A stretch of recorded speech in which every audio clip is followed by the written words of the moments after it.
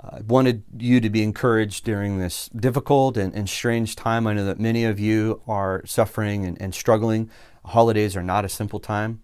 I wrote this story as a way to encourage and strengthen our faith. It's a simple story for children, but I think you'll find it encouraging as well.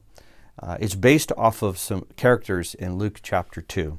So the story is called Uncle Simeon's Christmas Story. Many years ago in Jerusalem, this story began. It happened about the time Jesus was born. It was a very special time of year. Millions of Jews traveled from all over to celebrate a significant holiday, Passover. Every year, Jews would gather together in Jerusalem to be reminded of how God delivered them from slavery in Egypt. There was a family who lived on a little farm just outside the city. They had a little boy named Caleb and a little girl named Leah, who was 2 years younger than her brother. The children loved to come inside the city every year during Passover because they would always visit their Uncle Simeon. Simeon had lived in Jerusalem for many years and was known as a devout Jew. He spent most of his days in the temple worshiping and serving God. Every year when the children would visit, Uncle Simeon would tell them about the fantastic adventures, battles, and miracles he had learned from the Hebrew Scriptures. Caleb's favorite passage was about Joshua defeating the city of Jericho. Leah seemed to always request the story about the man who was swallowed by a great big fish. This year was a little bit different for the children. They didn't seem as excited as the years before when they arrived. Caleb had become sick earlier that year, and he only seemed to be getting worse. By the time he arrived at his uncle's house, he could barely stand. Uncle Simeon sat down next to the two children. Voice, Leah asked, "Uncle Simeon, why is this happening to Caleb? Do you think God can help him?" Uncle Simeon stared into the little girl's eyes and replied, "Those are two important questions, Leah." He then looked off into the distance, squinting as if he was trying to read something on the wall. After a few minutes, he looked at both of them and began to speak in a soft but confident tone. "Let me tell you a story I have never told you before. A story that has new meaning for me because of something I saw not long ago. The story starts almost at the beginning of the Hebrew Scriptures, not long after the Great Flood." Leah quickly interjected, "I remember, with all the animals in the ark." Uncle Simeon looked at her with a smile. "Good, Leah, that's right. When God first created the world, it was perfect. There was no pain or death. No one cried or was even sad. But when Adam and Eve disobeyed God, the whole world fell under a curse. God no longer lived with us humans, and this world no longer was perfect. All human hearts were turned dark with selfishness and hatred, not only toward God, but also towards each other. During this time, there was fighting and murder and stealing. And sin did not only change people, but it damaged this world. Our bodies can now feel pain and suffering. Caleb's body is feeling the change caused by sin on this earth. Sin destroyed our world, and now it's falling to pieces." In a soft, shaky voice, Caleb asked, "Why would God allow that to happen?" Uncle Simeon placed his hand on Caleb's shoulder. "My dear nephew, I don't know the answer to that question. The Hebrew Scriptures never explain that to us. But that doesn't mean we are left without hope." Uncle Simeon took a big, deep breath and said, "Let me tell you what I mean. As I said earlier, this story begins not long after the Great Flood. God saw that everyone's heart was black, filled with selfishness and hatred. If this world were to be healed, he would have to do it. There was nobody capable of removing sin from this world, not even from their own heart. From the very beginning, God has always wanted the world to know that he longs to heal us and that he will restore what our sin has destroyed. I know at times we feel scared and sad, but our loving and gracious God has provided for us a way to watch him do his work. So we have a reason to trust him and not be afraid. Leah turned toward her uncle and asked with a confused look on her face, "How do we watch God heal us?" Uncle Simeon replied, "By listening to what he tells us." Caleb was also confused and asked, "Well, what has he told us?" Uncle Simeon replied with a grin on his face, "Promises. He has given us promises. This is why the Hebrew scriptures were written down for us. Each story tells us of how God has kept his promises to heal us. Even when we don't believe him or obey him, he continues to show us his power to keep his promises. One of the greatest and most important promises God gave was to a man named Abraham. Abraham was married to Sarah, and they were both very old and sadly were not able to have children. God promised Abraham that he would turn his family into a great nation with as many people as the stars in the sky. He also promised to give them a particular land called Canaan. They would live there with God's protection, and he would provide for all their needs. The last promise was the most important, that all the world would be healed through Abraham's family. Leah interrupted Uncle Simeon. "How could they have such a large family if they don't have children? And aren't they too old to have children?" Uncle Simeon laughed. "That's a great point.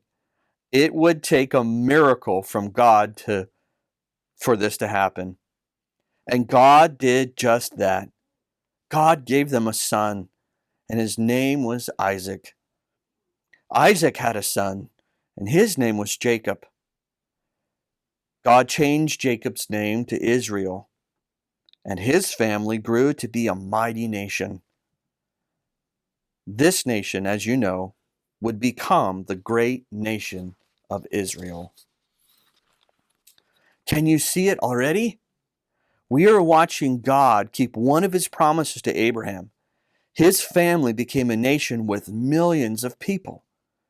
There's still another promise that God must keep. Caleb quickly spoke up. "Canaan.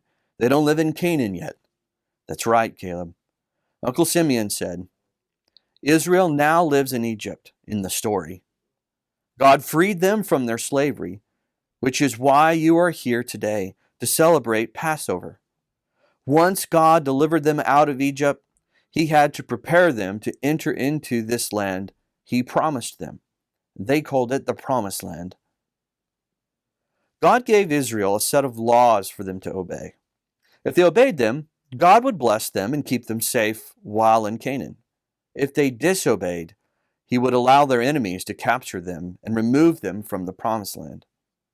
Again, we see God at work as he defeated all of Israel's enemies and safely brought them into Canaan.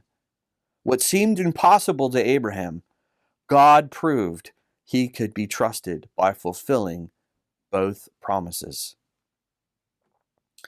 Uncle Simeon looked at the children and paused for a moment.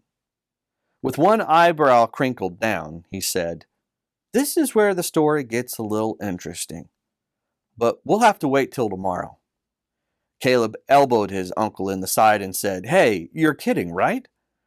Uncle Simeon gave a good belly laugh. "Yes, I'm kidding. I'm glad you're enjoying the story." Okay, so remember the promise God made with Israel, that if they obeyed his law, they would have his protection and provision? "I guess that didn't happen," Leah replied. "No, sadly, it did not," said Uncle Simeon. They forgot what God had done for them and how he had faithfully kept his promises. Instead of worshiping and obeying God, they worshiped idols that many of them had brought from Egypt. Why would they do that? Asked Caleb. Because their hearts are still controlled by sin, replied Uncle Simeon. Everyone's heart is so full of darkness, it blinds us from seeing and believing in the power of God. Sin causes us to do foolish things like turning away from God, and instead trust a block of wood instead. This is why we must be healed by God. But let's keep going. Because they didn't obey God's law, over time, their enemies enslaved them once again. The Israelites became very angry and complained to God's prophet, requesting they have a king rule over them instead of God. They wanted to be like the other nations, who had kings as their rulers. God granted their request, and they picked for themselves a king named Saul. This king only made things worse. He couldn't protect them. He made one bad decision after another, leading them into even worse captivity than they were before. To prove his love and desire to save Israel, God chose his own king to replace Saul and rescue the nation. But the man God chose was nothing like anyone would have expected. Just like when God chose Abraham, who couldn't have children, God chose a boy that was not much older than you, Caleb. Really? What was his name? Caleb asked. His name was David. He was a shepherd, replied Uncle Simeon. Not long after God anointed David to be king, the Israelites were about to lose to a mighty army called the Philistines. They had a massive 9-foot-tall warrior named Goliath. The giant stood in the middle of the battlefield between the two armies, mocking Israel's God. All of Israel was too terrified to face him. Guess who God sent to kill the giant? The little shepherd boy. God proved to Israel that he could use the weak, the small, the helpless to accomplish his purposes. This is precisely what happened. David killed Goliath with a slingshot. Israel was rescued that day by the hand of a young shepherd boy chosen by God. God put that story in the Hebrew Scriptures so we would hear it and believe he is still doing his work of healing the world. By God's power, David would become a mighty king over Israel. Peace and safety were restored in the Promised Land. Later in David's life, God came to him and gave him a promise that his kingdom would last forever. There was one requirement. For everyone to live in peace and safety in the kingdom, one of David's sons would have to perfectly obey all of God's laws. Not some, but all of them. If this king can obey perfectly, everyone in the kingdom would be allowed to live there with God forever. We learn a little later in the Hebrew Scriptures that in this kingdom there will be no more death or tears or sadness. With a sad face and tone, Leah said, I guess none of David's sons were able to do it. No, they didn't, Leah, said Uncle Simeon. Has anyone ever perfectly obeyed God's law? Asked Caleb. That seems impossible. You're right, Caleb, said Uncle Simeon. It is impossible. Through the Israelites' story, God has shown us that no human could ever earn their healing and forgiveness by obeying the law. We need someone else to do it for us, someone who doesn't have a heart blackened by sin, someone who is perfect. We need God to do it. This is exactly what David wrote in his second psalm, that God was going to save us by sending his own Son. God's Son, who will be our King, will be punished for our sins so that we can be healed. This is what the prophet Isaiah wrote. By his wounds, we are healed. The man we are looking for, according to God's promises, is his own son. He will heal us and take us to live with him in his kingdom forever. Leah leaned in closely and whispered in Uncle Simeon's ear, "You mean Caleb will not be sick anymore?" "Yes, Leah," responded Uncle Simeon. "Caleb will be without pain or sickness forever. All of our sins will be removed. We will no longer have hatred in our hearts toward God or towards others. The world will be freed from the curse that causes all this pain. We will live in peace in the presence of our King, the Son of David." "How will we know when the Messiah, God's Son, will arrive?" asked Caleb. Uncle Simeon started to tear up, and with a great big smile on his face, he blurted out, "He's here! This is why I wanted to tell you this story. Not too long ago, God told me that I would not die until I saw his chosen king, the Messiah. A few months ago in the temple, a man named Joseph, the great-great-great-great-grandson of King David, and his wife Mary came holding a baby, and his name was Jesus. This baby is the Son of God, born as the Son of David, which is our promised King. You see, God proved he could be trusted to heal and cleanse us because he has fulfilled all of his promises to his people. We can rest and have hope in God to heal our broken world. We can all die in peace knowing we will one day live forever with our faithful, promise-keeping God. Our new life with our King and his kingdom is waiting for us. Once God is finished gathering all who belong in his kingdom, we will go and live with God and our King forever. Leah turned toward Uncle Simeon and asked, "How do we know if we belong in the kingdom?" Uncle Simeon held her hand tightly and replied, "God says if we trust in his power to heal our wicked hearts through his promised King, we belong with him. The King will save us, and we will be healed." It's the end of the story. Well, hopefully that was encouraging to you. There's a lot we're confused by, and we don't really understand. But the promise is kept by God, and the celebration of the King coming proves that what God has begun, he will complete.